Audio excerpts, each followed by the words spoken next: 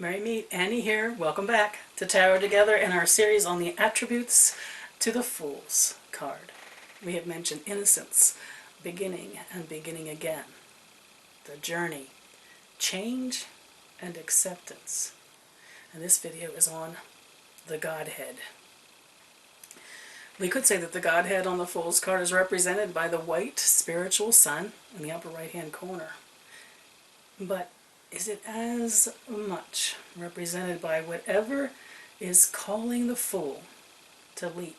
Could it be whatever is waiting for him at the bottom of the chasm?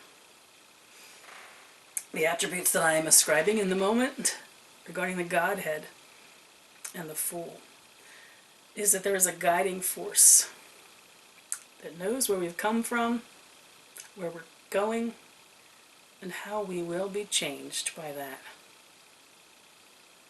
The fool has a sense of purpose in his journey, but he doesn't know the details. He doesn't even want to know the details.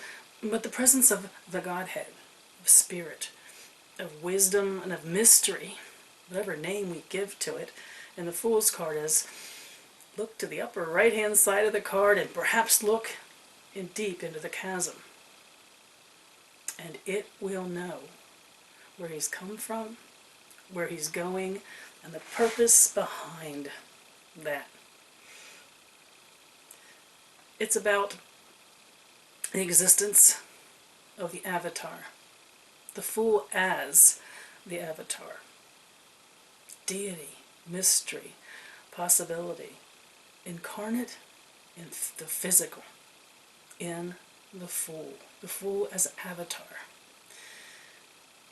It's a direct relationship with the divine. We can guess that the direct relationship the fool has is instinctual, that it is not formalized, not a specific conversation. He doesn't need that yet.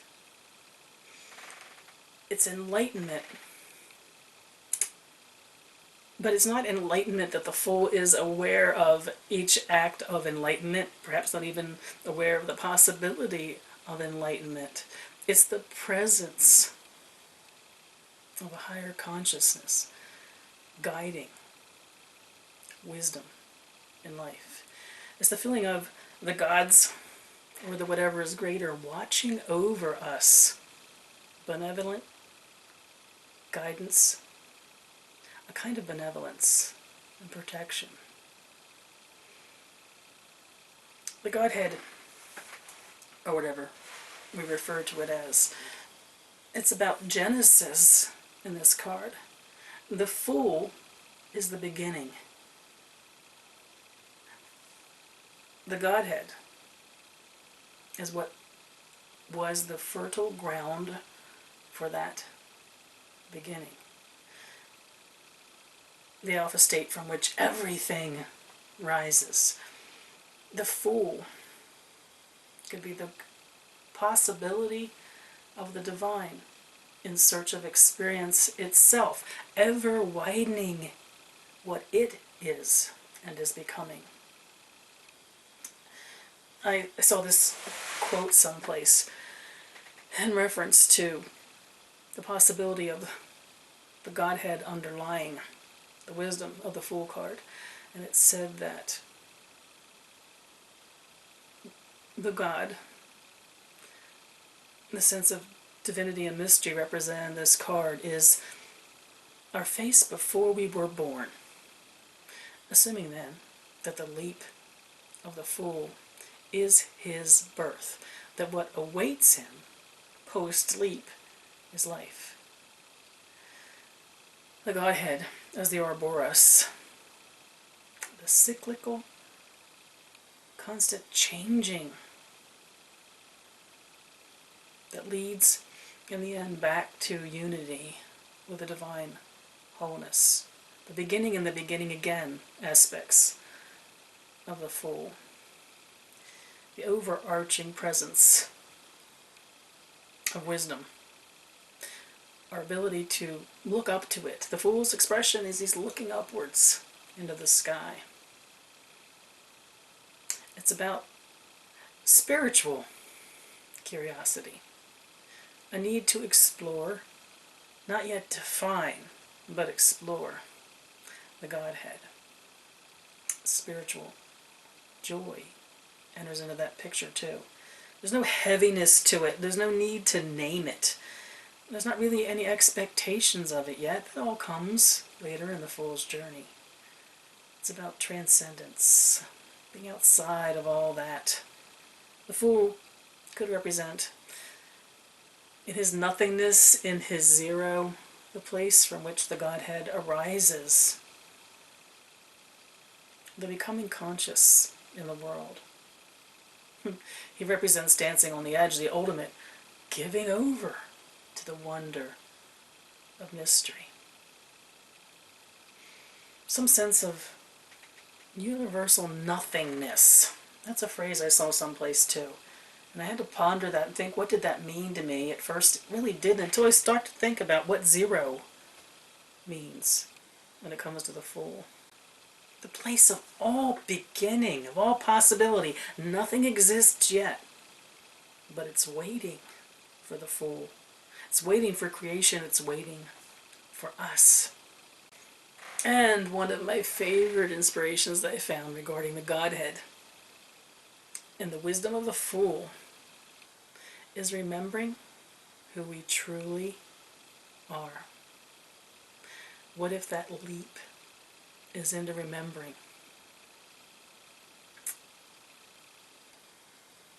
That's a powerful one for me. My reversals on this concept of the Godhead, either when it's overwhelmingly present, or there is a lack of it, or if it's outside of its proper time, is fear of a spiritual experience. Have we had an experience in our lives that we couldn't define? Mystery made itself known to us in some way, and it terrified us because we couldn't label it, we couldn't name it, we couldn't understand it. What about the power of the fool when it comes to his relation to the Godhead? Is he can't see it or name it, but he explores it through personal gnosis. By the way he experiences and what life teaches him and what he teaches himself in relation to life. He can experience something he doesn't have to name. So as a reversal, as an imbalance, you can't trust that because he can't put a name to it. He might be looking to other people to tell him what it is, or just not trusting his experiences. It ends up being fear of mystery and what can't be proven. There's also, as a swing to this concept of the Godhead present around and within the fool, a kind of narcissism, which has the fool thinking it's all about him, now, this, and no sense of the greater picture or the possibility.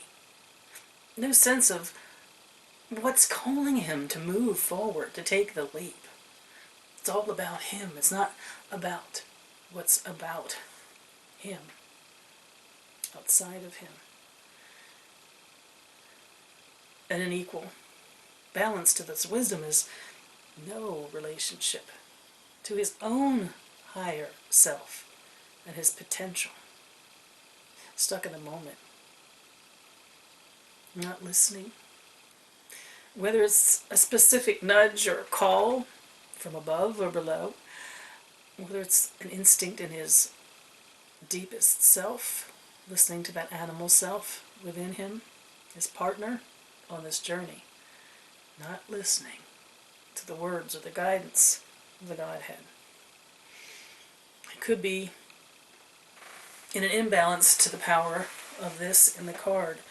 Experiencing that Godhead, if you look at the sun, above and away, is separate from, disconnected, distant.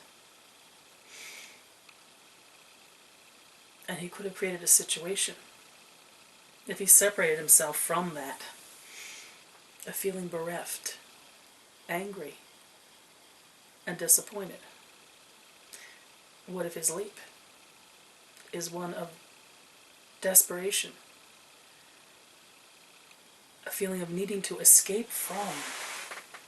Beginning again sometime can be for the unhealthy reason of needing an escape from the experiences of living. Reversed, couldn't his leap be his unwillingness to trust in something greater? There's my thoughts on what might weave through the Fool's card regarding the power of the Godhead, of mystery, ancient wisdom, deep knowing. Do you have thoughts to share regarding that? What happens when there's not enough or there's too much of that in our lives? Or if it's not the correct time and place to be totally immersed in that?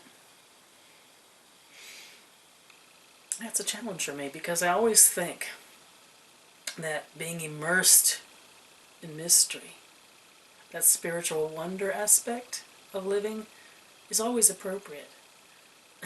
And then I realize it can take us away from, disconnect us from the ways that very thing presents itself in the mundane, moment-to-moment living of our lives. Welcome your comments below and on our Facebook group, and information on that follows. Mary Part.